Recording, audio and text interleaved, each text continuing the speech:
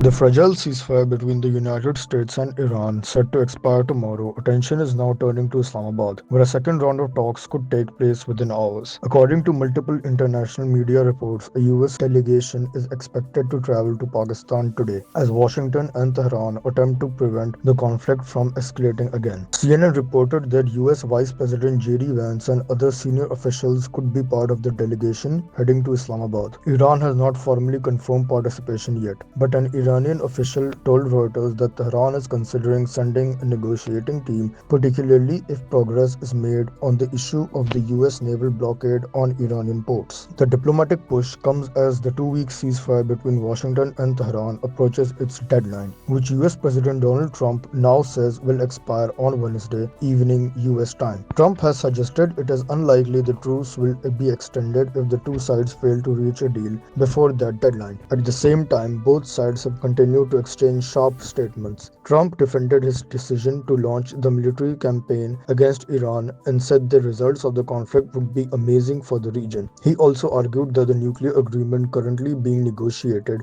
would be stronger than the 2015 international deal that limited Iran's nuclear program. But Iran's President Masoud Pezeshkian criticized what he described as contradictory signals from Washington, saying trust remains deeply damaged. He said meaningful dialogue requires both sides to honor their commitments and warned that Iran would not accept pressure or coercion. Iran's foreign ministry has also accused the United States of violating the ceasefire, pointing to the naval blockade of Iranian ports, the seizure of an Iranian cargo ship, and delays in implementing a ceasefire in Lebanon.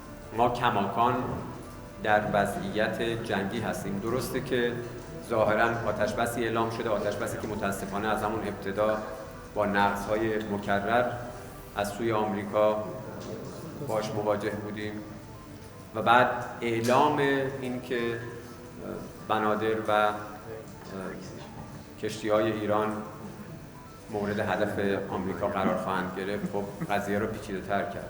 Meanwhile, tensions around the Strait of Hormuz continue to complicate negotiations. The standoff intensified after US forces seized an Iranian-flagged cargo vessel in the Gulf of Oman, an action Washington says was part of enforcing restrictions on Iranian ports. Tehran condemned the move as piracy and has increased drone activity near US naval forces operating around the strategic waterway. The strait, which normally carries about one-fifth of the world's oil supply, has become one of the central flashpoints in the conflict. Pakistan has been actively trying to keep diplomatic channels open. Prime Minister Shehbaz Sharif spoke with European Council President Antonio Costa, with both leaders expressing support for continued dialogue between the United States and Iran. Foreign Minister Ishaq Dar also spoke with Iran's Foreign Minister Abbas Araghchi, stressing the importance of resolving outstanding issues through negotiations. Global powers are also urging restraint. Russia, China, and France have all called for diplomacy to continue, warning that further escalation, particularly involving the Strait of Hormuz, could have serious consequences for the global economy. China's President Xi Jinping